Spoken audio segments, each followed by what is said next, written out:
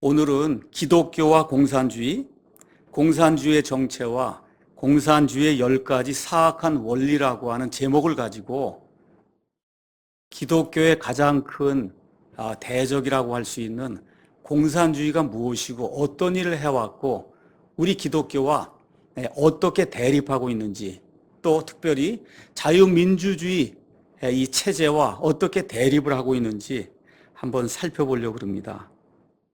지금 우리나라는 저 북에 북한 공산주의 집단을 지금 마주대하고 있습니다. 근데 너무 많은 사람들이 공산주의가 무엇인지 실제 물어보면 정확하게 알지 못하고 있습니다. 역사는 무엇을 이야기하느냐? 지금까지 인간이 만든 제도 중에 가장 사악한 제도가 공산주의라고 이야기합니다. 또 기독교 역사는 무엇을 이야기하느냐?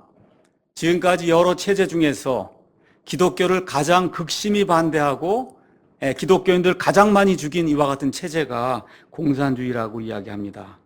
그래서 저와 여러분이 이 자유 대한민국에 살면서 우리가 현재 누리고 있는 이 엄청난 자유, 이 자유를 지키기 위해서 오늘 공산주의가 무엇이고 공산주의가 어떠한 원리로 이렇게 운영이 되고 있는지 살펴보려고 합니다. 먼저 공산주의란 무엇인가 정의를 한번 내려보도록 하겠습니다.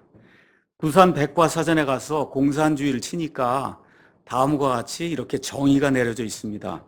공산주의, 즉 영어로 커뮤니즘은 본래 공유재산을 뜻하는 라틴어 코뮤네라고 하는 그 말에서 나온 말인데, 사유재산 체제를 철폐하고 사회의 모든 구성원이 재산을 공동 소유하는 사회 제도를 뜻한다고 그렇게 정의가 되어 있습니다. 그래서 공산주의의 이상은 사유재산 제도에서 발생하는 사회적 타락과 도덕적 부정을 간파하고 재산의 공동 소유를 기초로 하여 또 합리적이고 정의로운 공동사회를 실현하고자 하는 것이다. 이렇게 이제 이상적인 공산주의에 대한 정의가 나와 있습니다. 공산주의자들은 항상 합리적이고 공정하고 정의로운 사회를 구현한다는 이와 같은 말을 이제 많이 사용을 합니다. 이와 같은 이상적인 공산주의 말고 지금 저와 여러분이 접하고 있는 실질적인 공산주의는 무엇인가 잠깐 살펴보도록 하겠습니다. 오늘날 우리가 공산주의라고 이야기할 때는 이렇게 문헌에만 남아있는 죽어있는 공산주의, 아니면 이상적인 그러한 의미의 어떤 공산주의가 아니라 하나의 정치 세력으로서 지금 이 시간에도 활동하고 있는 현대 공산주의, 즉 마르크스 레닌주의를 가리켜서 우리가 보통 공산주의라고 이야기합니다. 1840년대 이후 서유럽에서 마르크스와 엥겔스라고 한 사람이 마르크스주의를 이제 창시했습니다. 그 뒤에 20세기 초에 러시아에서 레닌이라고 한 사람이 러시아의 그 특별한 조건 하에서 마르크스주의라고 하는 것을 실제 국가에 적용을 하고 이것을 발전시켜 가면서 사상 및 이론을 체계화하고 실천하려고 했습니다. 이것을 우리는 보통 마르크스 레닌주의라고 이제 이야기합니다. 따라서 마르크스 레닌주의는 공산당이 수립한 과거에 존재했던 소비에트 연방, 우리가 보통 소련이라고 하는 그런 국가, 또 지금은 거의가 다 이제 없어져서 존재하지 않지만 동유럽의 여러 국가들, 또 중국 대륙, 그다음에 북한, 인도 차이나 반도 등에서 활동하고 또 옛날에 활동했던 이와 같은 공산주의 정치 체제를 가리킬 때 마르크스 레닌주의라고 그렇게 이야기를 합니다. 마르크스는 1818년 5월 5일 독일에서 출생을 했습니다. 올해가 2018년이니까 지금부터 정확하게 200년 전에 마르크스가 이 땅에 이제 태어나게 된 겁니다. 그래서 이 사진을 보면 알겠지만 시진핑을 비롯해서 많은 중국 공산당 당원들이 마르크스 탄생 200주년을 지금 기념하기 위해서 엄청나게 큰 지금 사진을 걸어놓고 기념식을 행하는 모습이 이 사진 하나에 들어 있습니다. 이 밑에 사람들 얼마나 작은가를 한번 보시고 마르크스 그 사진이 얼마나 큰가를 보시면 이 중국의 공산당들이 얼마나 마르크스를 숭배하고 있는지 저와 여러분이 이 사진을 통해서 분명히 알 수가 있습니다.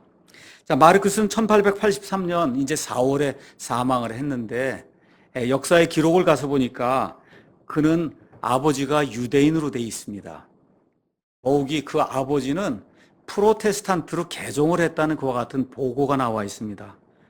그랬는데 이 아들이 공산주의의 창시자가 된 것을 보면 그의 아버지가 프로테스탄트로 개종을 해서 무엇을 믿었는지는 확실하지 않습니다. 이 아들 마르크스가 이 세상 악의 축이라고 할 수 있는 공산주의 사상을 만들었습니다. 마르크스는 모든 인간이 사람들로부터 소외당하는 것, 또 계급 갈등 이런 것들로 인해 고통당하고 있으므로 이런 것에서 이들을 해방할 필요가 있다고 이제 믿었습니다. 자, 그럼 이들을 어떻게 해방하느냐? 정의로운 사회를 구현하면 되는데 그 정의로운 사회는 공산주의 혁명을 통해서 이루어지고 이런 것들로 인해서 최종적으로 이와 같이 소외된 사람들의 인간적 해방을 이룰 수 있다고 마르크스는 믿게 됐습니다. 가서 보면 이 사람들은 공산주의 혁명이라고 이야기합니다. 혁명. 이 혁명이라고 하는 말 자체가 뭘 이야기하느냐? 이 공산주의는 지금까지 이 땅에 존재하던 인간의 모든 죄들을 순식간에 하루아침에 뒤집어 엎는다고 하는 급변적인 이와 같은 그 사건이라고 하는 사실을 우리에게 암시해주고 있습니다. 자, 마르크스가 이렇게 공산주의 이 사상을 확립했는데 마르크스의 공산주의 사상은 한마디로 이야기하면 계급투쟁이다. 그렇게 이야기할 수가 있습니다. 그래서 마르크스는 우리가 살고 있는 이 세상에 두 부류의 사람이 있다고 그렇게 이제 생각을 했습니다. 한 부류는 지배자고 다른 한 부류는 피지배자고 그것을 지배자는 부르주아라고 얘기했고 그 다음에 지배를 받는 사람은 프롤레타리아라고 그렇게 이제 지칭을 했습니다. 그래서 쉽게 부르주아를 설명을 하면 돈을 가진 사람, 많이 배운 사람, 또 그래서 보통 자본가라고 규정될 수 있는 이와 같은 사람이 부르주아고 그래서 더 짧게 이야기하면 있는 자, 가진 자라고 이야기할 수가 있습니다. 반면에 프롤레타리아는 자본가들에 의해 또 공평하지 못한 사회 시스템에 의해 인간성을 완전히 상실한 이와 같은 사람이 프롤레타리아다. 이렇게 이제 규정을 했습니다. 그러니까 아까 부르주아의 그 정의하고 이렇게 대비해서 이야기하면 없는 자, 갖지 못한 자, 이게 프롤레타리아라고 그렇게 이야기할 수 있습니다. 그렇기 때문에 인간성을 완전히 회복하는 이와 같은 절차를 통해서만 자기 자신의 모든 것을 회복할 수 있는 이와 같은 사람이 프롤레타리아다. 이렇게 마르크스는 정의를 내렸습니다. 자, 그래서 마르크스는 어떠한 믿음을 가지고 있었냐 하면 프롤레타리아들이 공산혁명을 일으키고 계급투쟁을 통해서 이 땅에 완전한 이상적인 유토피아 사회를 만들 수 있다는 이와 같은 믿음을 가졌습니다. 그래서 마르크스와 함께 엥겔스라고 한 사람이 유물론을 만들었는데 이 유물론의 핵심은 다음과 같습니다. 자본주의 사회에서는 생산력과 생산 관계에 반드시 모순이 이제 존재한다는 겁니다. 근데 이와 같은 그 모순은 반드시 곳곳에서 프롤레타리아들이 혁명을 유발하고 프롤레타리아 혁명의 승리에 의해서 자본주의적 생산 관계는 결국 파괴가 될 것이고 마침내 생산수단을 모두가 공유하는 공산주의 사회를 이룰 수 있다는 이와 같은 믿음을 가지고 있는 것, 이것이 유물론의 핵심이라고 이야기할 수 있습니다. 이것을 다른 식으로 표현하면 이와 같습니다. 수적으로 점점 늘어나고 계급의식으로 단결된 프롤레타리아들은 혁명을 일으켜서 부르주아의 정치 권력을 타도하고 자신들만의 새로운 권력을 수립해서 그 힘으로 부르주아가 과거에 소유했던 생산 수단을 사회 전체가 공유한다는 이와 같은 이론입니다. 이러한 이론을 전면적으로 전개한 것이 1867년에 마르크스가 출간한 자본론이라고 하는 책의 핵심 내용입니다. 자, 이렇게 해서 마르크스가 이상적인 이와 같은 공산주의 이론을 이제 만들어냈는데 이거를 실제 국가에 적용할 필요가 있었거든요. 이걸 적용한 첫 번째 사례가 러시아의 레닌이 만든 소비에트 연방 공산주의 사회 국가입니다. 1917년 11월에 레닌과 트로츠키는 러시아의 공산 국가를 창설했습니다. 이것이 소비에트 사회주의 국가입니다. 그런데 문제는 마르크스의 이론대로 정말 모든 것이 잘 진행이 돼서 곳곳에서 프롤레타리아들이 혁명을 일으켜야 되는데 마르크스의 예측대로 이와 같은 일이 세상에 생기지 않았습니다. 그러다가 결국 공산주의 체제로 국가를 유지하려고 애를 썼지만 공산주의 체제에서는 경제가 제대로 돌아가지 않다 보니 공산주의의 종주국이라고 할 수 있는 소련은 마침내 자유시장 경제 체제를 도입하지 않을 수 없게 되었고 급기야 1991년 12월 31일 소비에트 연방이 해체가 됐습니다. 그리고 1990년 초반에는 동유럽 거의 모든 공산국가들이 다 몰락하게 됐습니다.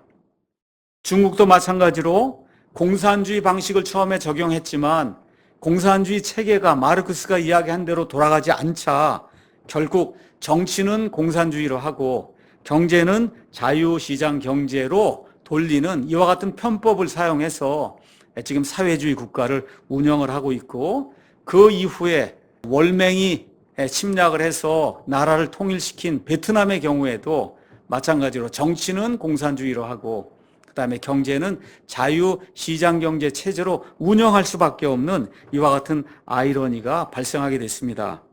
자, 그러면 이런 여러 가지 이 데이터가 무엇을 우리에게 이야기하느냐? 공산주의가 되면 모두 평등한 사회가 될 수 있어요. 그런데 어떻게 평등한 사회가 되느냐? 100% 하향 평준화하게 되고 여기에 대표적인 사례가 우리 저 북쪽에 있는 북한입니다.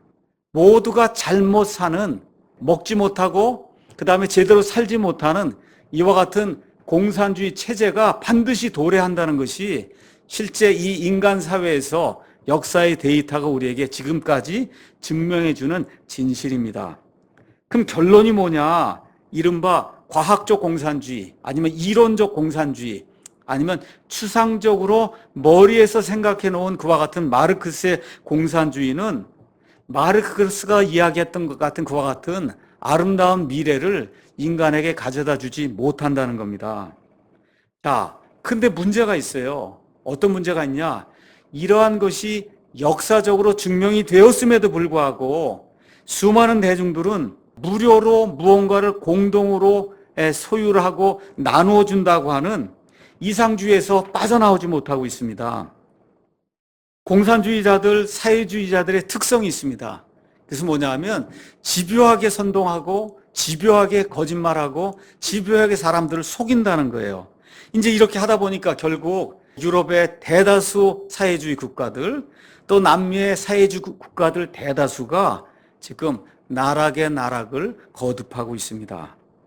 자, 지금부터 공산주의가 얼마나 사악한 일을 했고 얼마나 많은 사람들을 죽였는지 역사적 데이터를 여러분에게 알려드리겠습니다. 20세기에 공산주의자들이 죽인 사람들의 통계를 여러분에게 말씀드리도록 하겠습니다. 구소련, 다시 말씀드려 레닌과 트로츠키가 만든 마르크스의 이론을 구현하려고 했던 소비에트 연방, 여기에서 공산주의자들이 죽인 사람이 2천만 명입니다. 중국에 공산혁명이 일어나서 6,500만 명이 죽었어요. 베트남에서 100만 명이 죽었고 여기 지금 통계로 가서 보니까 북한에서 200만 명이 죽었다고 이야기하는데 아마 지금까지 굶어 죽은 이런 모든 사람들 다 따지면 아마 북한에서 500만 명 이상이 아마 죽었을 겁니다. 캄보디아에서 200만 명, 동유럽에서 100만 명, 아프리카에서 150만 명, 아프가니스탄에서 150만 명 등 이 모든 죽은 사람들의 이 수를 합치면은 적어도 공산주의자들에 의해서 20세기 100년 동안 1억 명 이상이 살해되었다고 하는 이와 같은 역사적인 증거가 있습니다. 그래서 공산주의 국가가 되면 반드시 피해 숙청이 이루어지고 대규모 살해가 이루어진다는 거, 이것이 역사가 증언하는 확실한 데이터라는 사실을 저와 여러분이 반드시 알고 우리 자녀들에게 가르쳐야 됩니다. 이제부터는 공산주의가 운영이 되고 있는 10가지 원리를 설명해 드리도록 하겠습니다. 첫 번째, 공산주의는 하나님의 존재를 부정합니다. 그래서 공산주의는 우리가 무신론이라고 이야기합니다. 시편 14편 1절, 53편 1절에 가서 보면 하나님이 없다고 말하는 어리석은 자들이 있다고 성경이 우리에게 이야기해주고 있습니다. 마르크스는 종교는 인민의 아편이라고 얘기했어요. 마르크스가 이야기한 종교는 하나님을 믿는 종교, 다시 말씀드려 기독교라고 이야기할 수가 있습니다. 그래서 마르크스는 기독교는 인민의 아편이다. 그래서 인민에게 환상에서만 생기는 그런 행복인 종교를 폐지하는 것은 인민의 진정한 행복을 위한 필요 조건이라고 그렇게 이야기했습니다. 이 말은 뭘 이야기하느냐? 종교가 주는 환상이 인간에게 커다란 해악을 끼치고 있으므로 종교를 강하게 비판하고 투쟁해서 종교의 실체를 폭로함으로써 궁극적으로는 종교를 없애고 종교 없이도 행복한 지상낙원 유토피아 환상의 나라를 만들어야 한다는 것이 마르크스가 가지고 있던 이상적인 믿음이었습니다. 자, 공산주의자들이 가지고 있는 두 번째 원리가 있습니다. 공산주의자들은 하나님께 예배드리지는 않지만 사람들을 숭배합니다. 그래서 공산주의 국가는 어디를 가든지 그 공산주의 국가의 창시자에게 예배를 드리고 그 숭배하는 이와 같은 모습을 쉽게 볼 수가 있습니다. 예를 들어 러시아의 경우 레닌은 미국의 초대 대통령 조지 워싱턴의 비교가 되곤 합니다. 근데 거기서 끝나는 게 아니에요. 많은 사람들에게 세뇌를 시켜서 레닌은 마치 기독교의 예수 그리스도와 거의 같은 반열에 놓여 있는 이와 같은 존재로 인식이 되고 있습니다. 중국의 경우는 마오쩌둥이 그렇고 여러분 아시는 것처럼 이번에 시진핑이 장기 거의 영구 집권하는 이와 같은 체제를 만들었는데 이렇게 만들어 놓고 곳곳에 시진핑 사진을 가져다 놓고 우상 숭배하는 것을 저와 여러분이 쉽게 볼 수가 있습니다. 또한 북한에는 아시는 것처럼 김일성, 김정일, 김정은 우상 숭배가 이루어지고 있고 김일성 동상, 김정은 동상들이 곳곳에 가는 데마다 있다고 하는 사실을 저와 여러분이 뉴스를 통해서 또 역사적 데이터를 통해서 알 수가 있습니다. 다시 말씀드려 북한의 저 공산주의는 어버이 수령을 섬기는 종교입니다. 이게 단순한 이념 체제가 아니라 종교 체제. 그래서 그 안에 세뇌가 돼서 그 많은 사람들이 김일성 아버지를 섬기고 있다는 이 사실을 저와 여러분이 놓치면 안 됩니다. 그래서 공산주의는 한마디로 종교라고 이야기할 수 있고, 그래서 기독교와 비교해 보면 이것이 정말 거의 종교와 똑같다고 하는 사실을 저와 여러분이 알 수가 있습니다. 먼저 창시자가 있습니다.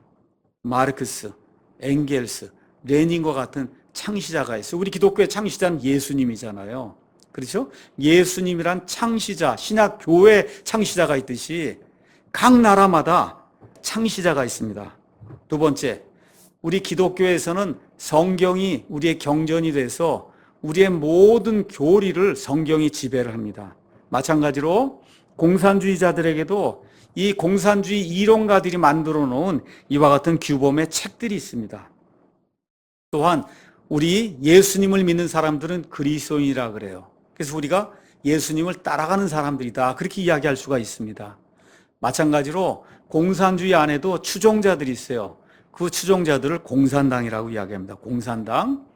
옛날에 이스라엘에는 선민이라고 하는 그런 명칭이 있었습니다. 그래서 저 이스라엘 백성은 선민이다. 또 우리 그리스도인들은 지금 신약 시대에 구원받은 하나님의 선민이다. 영적으로 그렇게 이야기할 수가 있습니다. 마찬가지로 공산주의에도 선민이 있어요. 이 세상에 많은 사람도 있지만 러시아가 선민이고 그 다음에 중국이 선민이고 북한이 선민이야. 공산주의를 채택했다는 것 자체가 이 사람들은 선민이 되었다고 그렇게 이제 주장을 합니다. 자, 우리 기독교 이 경전이라고 하는 성경 안에는 무엇이 죄다 하는 것이 알려져 있어요. 그래서 죄가 무엇인가가 정확하게 규정이 되어 있습니다. 공산주의에도 죄가 있습니다. 공산주의의 죄는 뭐냐? 공산당을 거부하는 거예요. 우리 기독교에는 구원받고 회심하는 것이 있습니다. 그렇죠? 공산주의에도 회심이 있어요. 그 회심은 뭐냐? 공산주의를 안 하다가 공산주의자로 바뀌면 그거를 회심이라고 이야기합니다. 자, 우리가 어떻게 구원을 받고 어떻게 회심하느냐? 오직 믿음으로 된다 그렇게 이야기합니다. 공산주의자들도 똑같아요. 어떻게 회심하느냐? 공산주의를 믿는 믿음으로 회심한다 그렇게 이야기합니다. 다시 말씀드려, 종교의 모든 것을 갖추고 있어요, 공산주의가. 그렇기 때문에 단순한 어떤 체제가 아니라 인본주의 종교 체제라고 하는 이런 사실을 저와 여러분이 잊어버리면 안 됩니다. 자, 그래서 모든 사람에게는 종교성이 있어요. 무언가를 믿으려고 하는 것이 있는데, 우리 사람을 만드신 하나님을 배척하고 하나님을 대적하는 이와 같은 그 사회에 속하게 되면 결국 마르크스 레닌주의와 같이 마귀가 만들어 놓은 그와 같은 그 시스템, 그 속에서 사람을 우상숭배하는 이와 같은 악한 일이 생긴다는 사실을 저와 여러분이 기억해야 됩니다. 자, 세 번째 공산주의 원리는 유물론입니다. 유물론.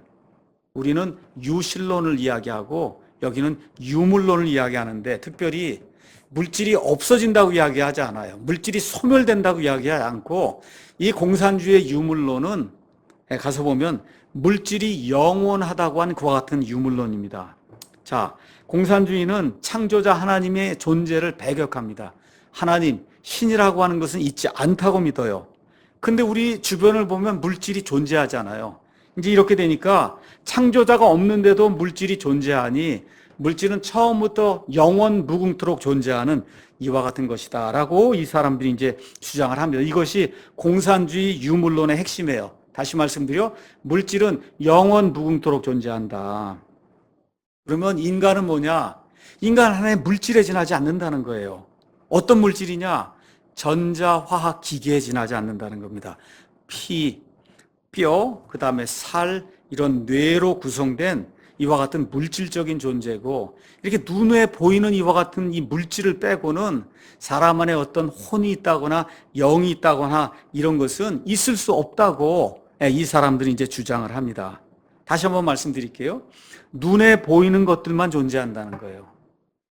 여러분, 뇌가 눈에 보입니까? 안 보입니까? 안 보이죠? 안 보이는 뇌가 있어요? 없어요? 있단 말이에요. 그렇죠? 우리 귀로 20Hz에서 2만 Hz까지의 음성, 소리를 들을 수 있어요. 그걸 벗어나면 못 듣습니다. 못 듣는다고 없는 게 아니거든요. 우리가 지금 가시광선만 보고 있어요. 조그만 파장의 범위 안에서만 보고 있어요. 이거 벗어나서 파장이 더 긴 것도 있고 더 짧은 것도 있고 엄청난 규모의 그런 파장이 있는데 우리 눈에 보이지 않습니다. 안 보인다고 해서 존재하지 않는 게 아니다. 근데 이 사람들은 눈에 보이는 것들만 존재하고 사람도 눈에 보이는 이 물질로 구성이 되어 있는 이와 같은 존재다. 이제 그렇게 이야기합니다. 자, 인본주의 선언문이 있는데 영어로는 휴머니스트 매니페스토라고 이제 그렇게 이야기합니다. 거기 가면 펄슨, 인격체란 뭐냐? 펄슨이 가지고 있는 인격성이라고 하는 게 뭐냐? 이렇게 정의가 내려 있어요. 사람이 어떤 뭐 아름다움을 느끼거나 하여튼 뭐 이걸 느끼는 이런 인간성이라고 하는 거, 인격성이라고 하는 것은 생물학적 조직체의 그냥 기능에 지나지 않는다.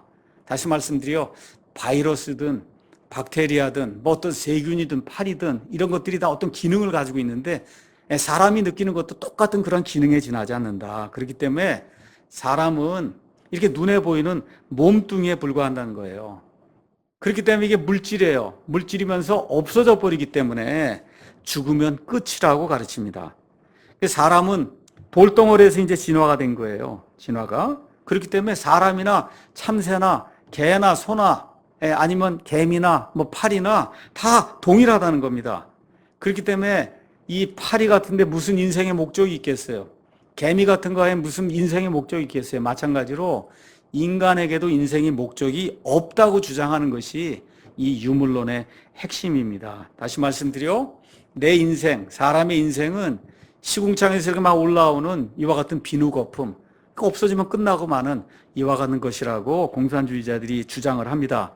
그렇기 때문에 인간에겐 소망이 없고 인간에겐 미래가 없으며 또 유물론 자체가 영과 혼의 존재를 부정하기 때문에 기독교가 이야기하는 천국이라든지 사악한 자들이 가게 될 지옥이라든지 이런 것이 공산주의 안에서는 허용이 되지 않습니다.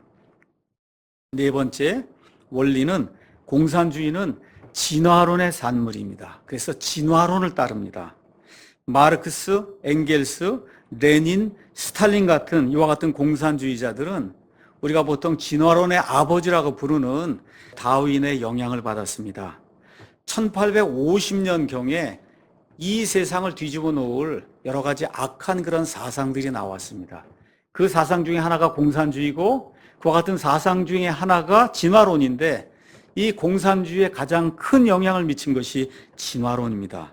그래서 진화론은 1850년대 이후 야금야금 교육계부터 시작해서 온 세상을 정복하면서 지금 온 세상을 마귀의 이 구렁텅이로 몰아넣고 있는 거짓 체계, 이게 진화론입니다. 그런데 진화론의 핵심은 뭐냐? 진화론은 이 세상에서 가장 큰 거짓말이라는 거예요. 사람들은 거짓말을 믿는데 어떤 거짓말을 많이 믿냐? 거짓말이 크면 클수록 더 많이 믿는다는 겁니다. 여러분, 무생명에서 생명이 없는 돌덩어리에서 생명이 나온다. 여러분 그거 믿을 수 있어요? 그렇죠? 생명체가 종이 변한다는 거예요. 개가 사람이 된다. 파리가 사람이 된다. 여러분 그런 거 믿을 수 있어요? 없습니다. 화석에도 그와 같은 증거가 없고 지금 현 세상에도 그와 같은 증거가 없고 하늘에도 없고 땅에도 없고 이 바다에도 없고 땅 속에도 이와 같은 증거가 전혀 없어요. 이 세상에서 가장 큰 거짓말이 진화론이 가르치는 그와 같은 거짓말인데 이와 같은 거짓말에 수많은 사람들이 속아 넘어가고 있고 공산주의자들 역시 마찬가지로 하나님을 거부했기 때문에 진화론에 근거해서 이 모든 것들의 기초를 삼고 있는 겁니다. 그 결과 공산주의자들은 뭐라고 얘기하냐? 사람은 물질인데 물질 가운데 가장 고등한 짐승에 지나지 않는다. 사람이 아무리 똑똑하고 위엄이 있고 고상해 보여도 짐승이라는 거예요. 짐승. 자, 다섯 번째 원리가 무엇이냐 하면 공산주의자들은 사람의 불행이 사람 내부에서 오는 게 아니라 사람의 불행은 사람을 둘러싸고 있는 사회 탓이라고 주장을 합니다. 그러니까 우리가 지금 짓고 있는 모든 죄는 사람의 내부의 문제가 아니라 사회의 부조리 때문에 생긴다고 공산주의자들은 주장을 합니다. 그러니까 이 이론에 따르면 사회만 완벽하면 죄가 없는 세상이 있을 수 있다는 거예요. 그래서 사람이 악한 일을 하거나 아니면 죄를 짓는 그 이유는 뭐냐? 환경이 좋지 않아서 그래서 죄를 짓는다고 공산주의자들은 이야기합니다. 그렇기 때문에 사람을 변화시키려면 그러면 사회 내 모든 악을 없애야 된다는 거예요. 그 없애는 게 뭐예요? 공정한 사회, 그렇죠? 합리적인 사회, 정당한 그런 사회를 만들면 그럼 사람에게 죄라고 하는 것이 발견되지 않는다는 겁니다. 그래서 사회를 변화시키면 사람이 변화된다는 거예요. 사회를 이상적인 사회, 유토피아 사회로 만들면 사람이 변화가 돼서 죄를 짓지 않는다는 겁니다. 근데 저와 여러분이 믿고 있는 기독교는 정반대를 이야기해요. 사람 안에 문제가 있다고 이야기합니다. 사람이 어머니 태에서 수태가 되는 순간부터 죄와 불법 가운데서 수태가 된다고 성경이 이야기하고 있어요. 그래서 성경적인 기독교, 자유민주주의 시민들은 무엇을 믿느냐? 개개인이 변해야 사회가 변한다는 이 역사의 데이터를 믿는 거예요. 문제는 사회에 있는 것이 아니라 사람 내부에 있다고 믿는 겁니다. 이것이 바로 좌파와 그 다음에 우파의 근본적인 차이점이에요. 좌파는 항상 사회 때문에 문제가 생긴다고 해서 사회를 공정하게 만들면 그러면 사람의 모든 문제가 사라진다고 이야기하는데 우리 인간의 내면을 살펴보면 그런 것에 의해서 사람이 죄를 짓는 것이 아니라 성경 기록대로 사람은 태어나면서부터 죄 가운데 태어나기 때문에 이와 같은 죄성을 가진 사람이 반드시 죄를 지을 수밖에 없다. 이렇게 이제 이야기를 하는 거예요. 그래서 인본주의자들, 좌파에 속한 사람들, 공산주의자들, 사회주의자들은 죄를 부정을 해요. 이 죄를 부정하기 때문에 구원받을 수가 없는 거예요. 성경의 핵심은 무엇이냐? 내가 죄인인 것을 철저히 깨닫고 이 죄 문제를 해결하기 위해서 우리의 죄를 해결하기 위해서 이 땅에 오신 예수 그리스도라는 구원자를 의지하고 그분을 신뢰해야 구원받을 수 있다. 성경이 그렇게 이야기하는데 사람 자체가 죄인이 아니라고 이야기하기 때문에 공산주의, 사회주의, 인본주의, 좌파 시스템에서는 사람이 구원받을 수 있는 가능성이 없어지는 거예요. 공산주의의 6번째 원리를 말씀드리도록 하겠습니다. 공산주의자들은 사람이 열심히 노력해서 이 땅에 완벽한 세상, 즉 유토피아를 가지고 올 수 있다고 그렇게 믿습니다. 그래서 공산주의자들, 사회주의자들, 좌파 사람들은 자기 힘을 다해서 그래서 공정한 사회를 만들기만 하면 그러면 이 땅에 죄가 없어진다고 그렇게 이야기하는 거예요. 그래서 온 세상이 그렇게 되면 공산주의 세상이 되는 거거든요. 이런 공산주의 세상만 되기만 하면 모든 사람이 지금까지 역사적으로 한 번도 누려보지 못한 지고의 아름다운 유토피아를 누릴 수 있다고 그렇게 주장을 합니다. 그래서 공산주의자들의 꿈이 뭐냐? 100%예요. 공정하고 공평한 세상을 우리 공산주의자들의 혁명을 통해서 계급투쟁을 통해서 이 땅에 이루어 놓을 수 있다는 거예요. 이것을 위해서 뭐가 필요하냐 하면 사회 정의가 필요하다는 거예요. 이걸 위해서도 뭐가 필요하냐 하면 경제 민주화가 필요하다는 거예요. 이게 말은 좋아요. 사회 정의, 경제 민주화. 뭘 얘기하는 거냐? 있는 사람들을 빼앗아서 그래서 전체에게 균등하게 분배한다는 거예요. 말은 그럴듯해 보이지만 결국은 있는 사람들의 것을 빼앗아서 없는 사람들에게 무상으로 공평하게 나눠준다는 겁니다. 이렇게 해서 100% 공정하고 공평한 세상이 이루어지게 되면 죄 없는 세상, 유토피아가 달성될 수 있다고 이 사람들은 주장을 하는 겁니다. 그래서 마르크스는 뭐라고 이야기했냐? 사람의 물질적인 필요들이 모두 만족이 되면 그러면 완벽한 세상이 이루어진다는 거예요. 사람이 지금 왜 이렇게 어려움을 겪고 힘들어하냐? 이 물질적인 필요들이 만족이 안 된다는 거예요. 왜 만족이 안 되냐? 자본가들 때문에 안 된다는 거예요. 가진 사람들이 이렇게 지배자들이 피지배자들 누르기 때문에 그래서 안 된다는 거예요. 그거 어떻게 해야 되냐? 가진 사람들을 빼앗아서 그냥 나눠줘야 된다는 겁니다. 그래서 이렇게 완벽한 그런 세상이 되면 국가도 필요 없고 법도 필요 없고 경찰도 필요 없고 군인도 필요 없다는 거예요. 왜냐하면 사람의 본성이 완전히 바뀐다는 거예요. 그래서 죄를 짓지 않는 이와 같은 사람이 될 수 있다고 이 공산주의자들이 이상적으로 이렇게 믿고 있는 겁니다. 자, 이런 세상이 되면 어떻게 되느냐? 모든 사람이 자기의 능력에 따라 능력이 많은 사람은 많이 일을 하고 능력이 적은 사람은 적게 일을 해요. 자, 그런 다음에 어떻게 하냐? 자기 필요한 것만큼만 가져간다는 거예요. 내가 이만큼 이렇게 벌었어도 요만큼 필요하면 나머지는 다 두고 내게 필요한 것만큼만 가져간다는 이게 공산주의가 이상적으로 구현이 되면 많이 이렇게 해서 무언가를 번 사람이나 조금 번 사람이나 이상적인 그와 같은 국가에서는 자기가 필요한 것만큼만 가져간다는 거예요. 이렇게 되기 때문에 인간의 본성이 바뀌면서 사람이 죄를 짓지 않는 이와 같은 이상적인 국가가 형성이 될 수 있다. 이게 지금 이상적인 공산주의들이 주장하는 유토피아입니다.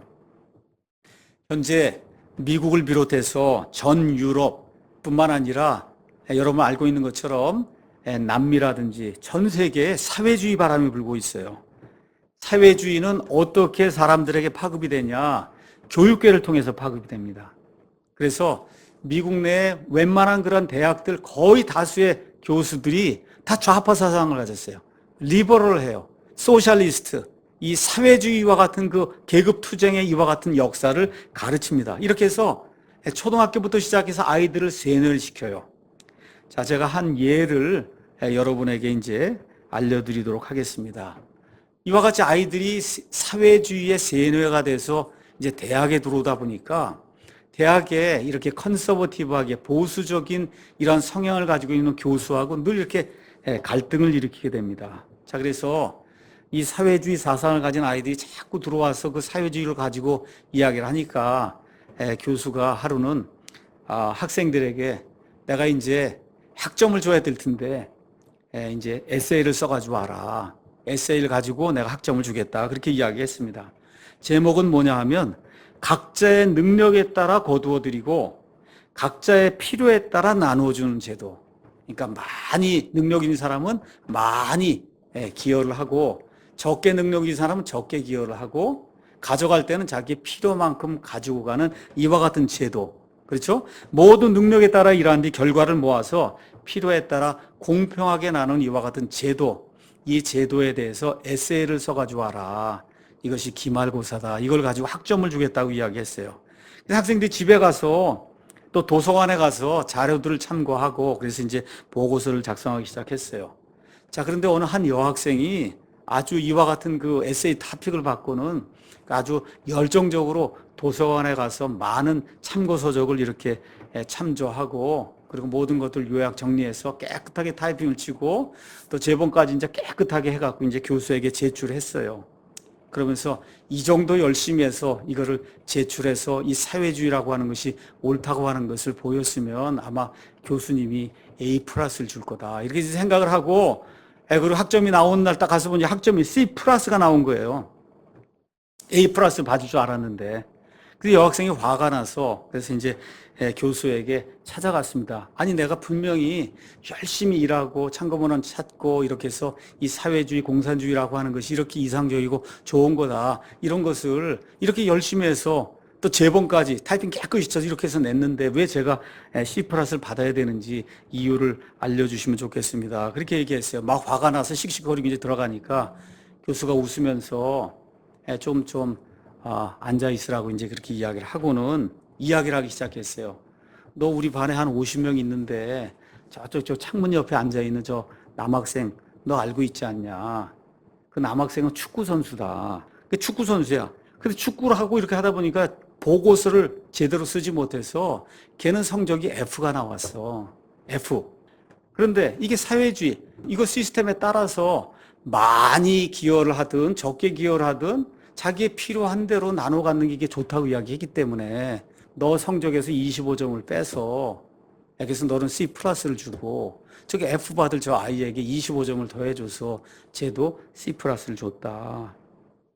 모든 능력에 따라 일한 뒤 결과를 모아서 필요에 따라 공평하게 나눠주는 이 사회주의 시스템이 얼마나 좋으냐, 학점 주는 데도 얼마나 좋으냐 그렇게 이야기했다고 하는 에피소드가 있어요. 그 여학생이 뭐라 그랬겠어요? 이건 공정한 게 아니다 그랬겠죠. 그렇죠? 이건 공정한 게 아니에요. 50시간 일한 사람하고 5시간 일한 사람이 똑같은 양을 배분받는다고 하는 것은 그 공정한 게 아니거든요.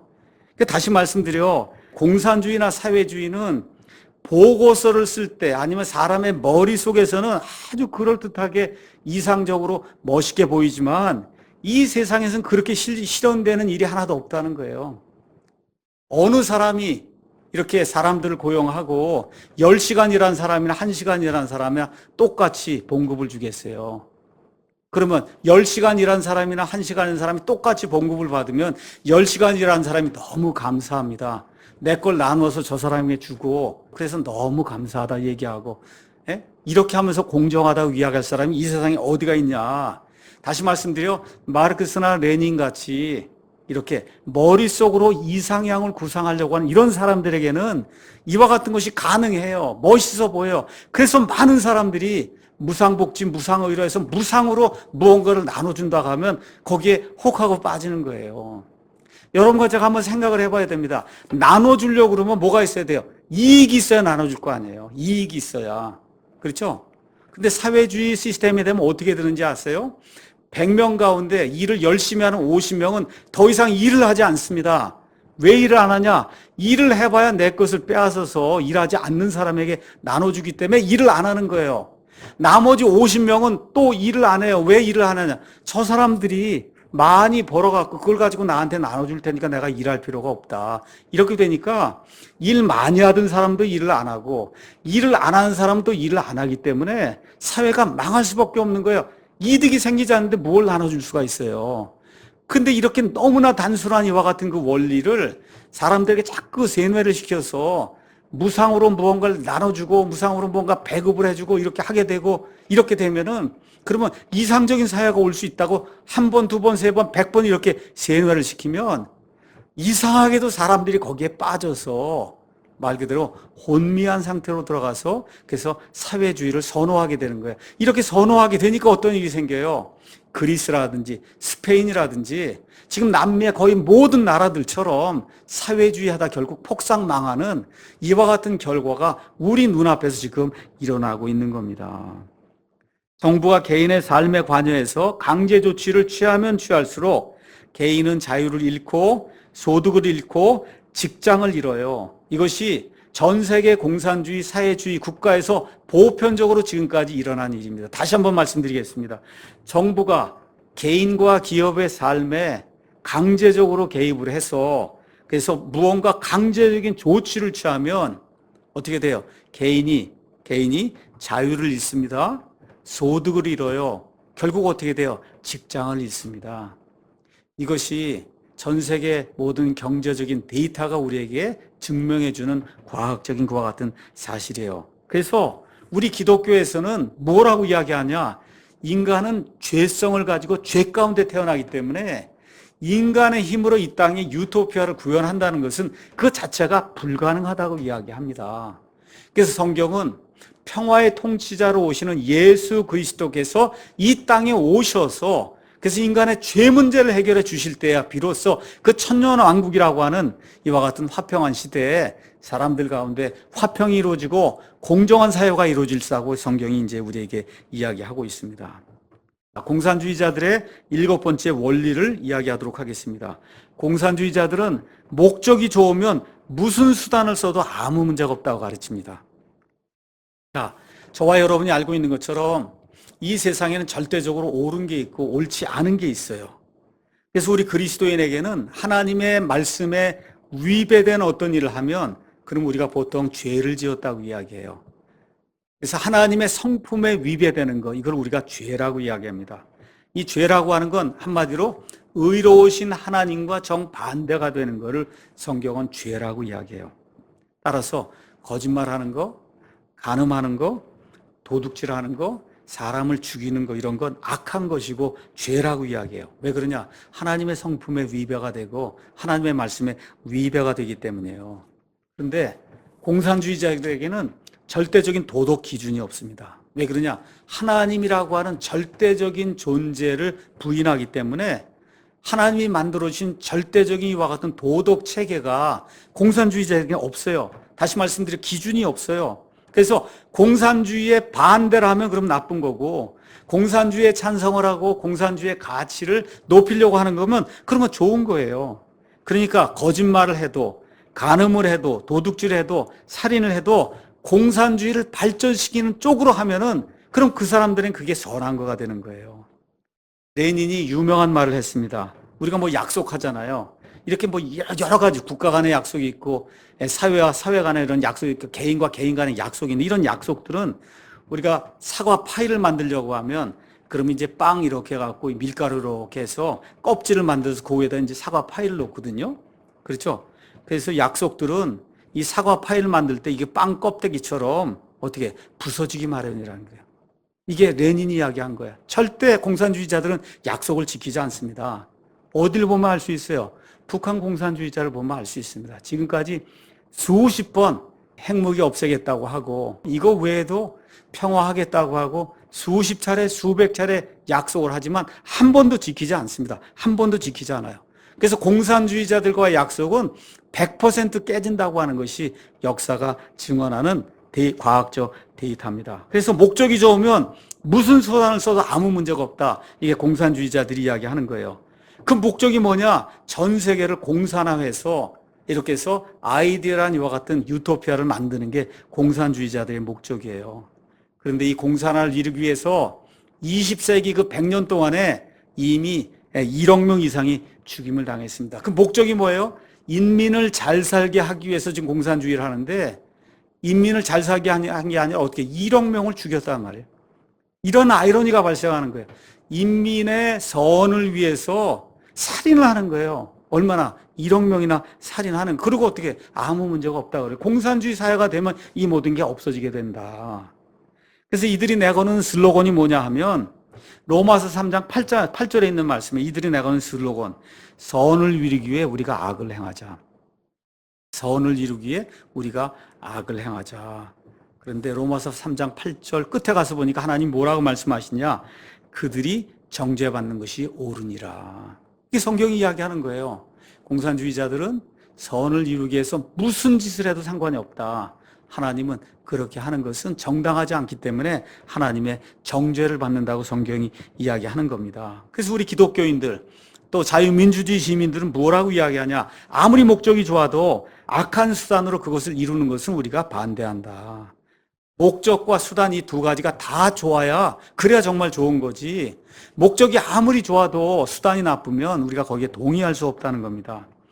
어떤 고등학교 학생이 머릿속으로 이제 이렇게 생각을 한다고 우리가 한번 가정해 봅시다. 이제 고등학교 3학년 되면 예를 들어 뭐 수능 시험을 보든지 봐야 된단 말이야.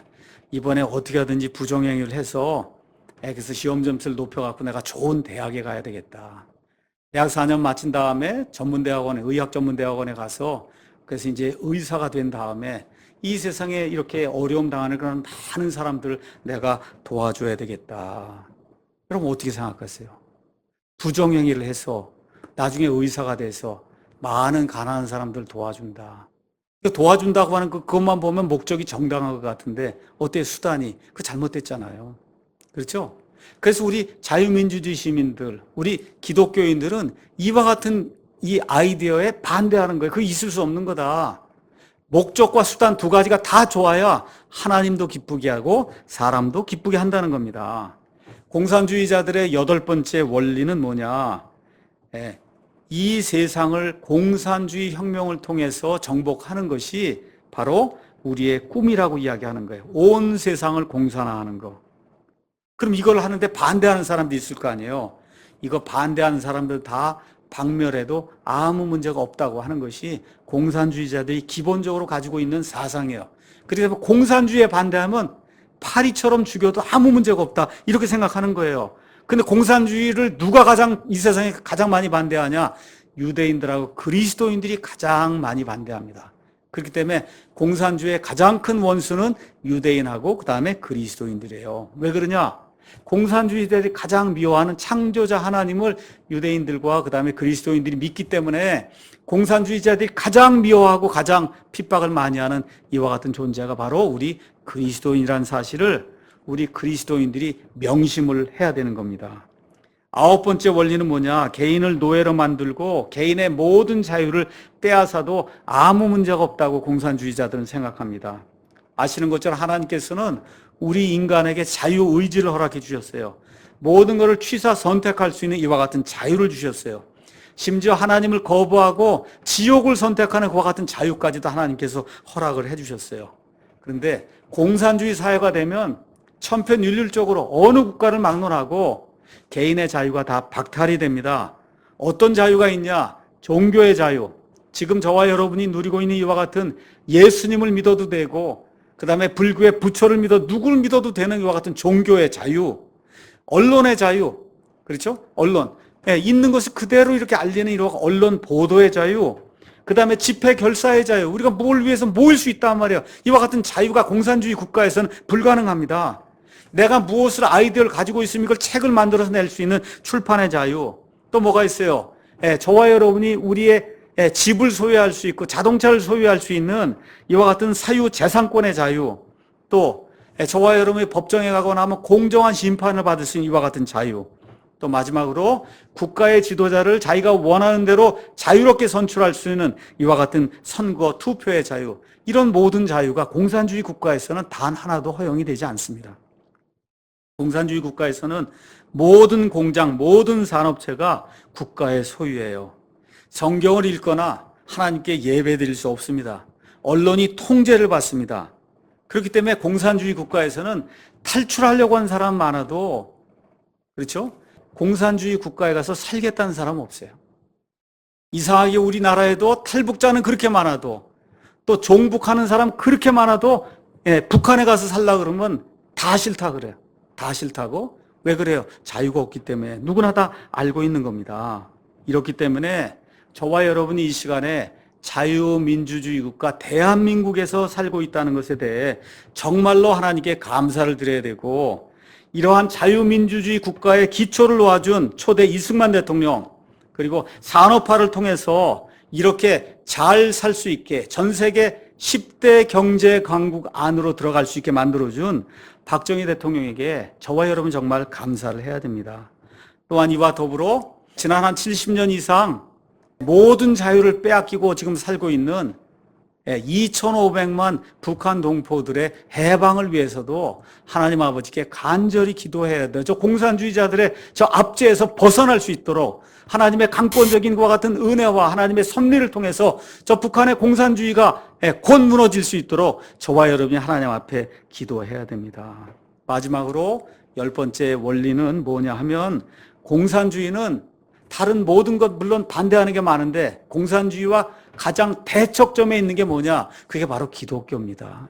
대척점이라는 게 뭐냐 하면, 이렇게 지구가 있으면 지구에서 저 센터를 관통해서 저 끝에 있는 거, 정반대에 있는 게 대척점이거든요.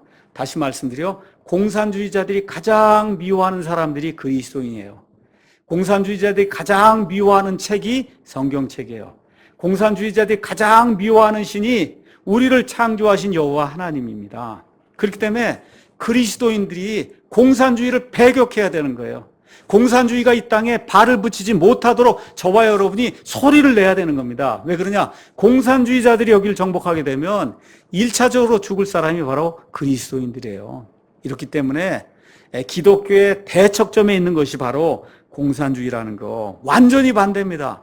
제가 한번 말씀드리겠습니다. 첫 번째, 기독교는 하나님이 존재한다고 믿습니다. 공산주의는 하나님이 없다고 믿어요. 기독교는 하나님께 예배드립니다.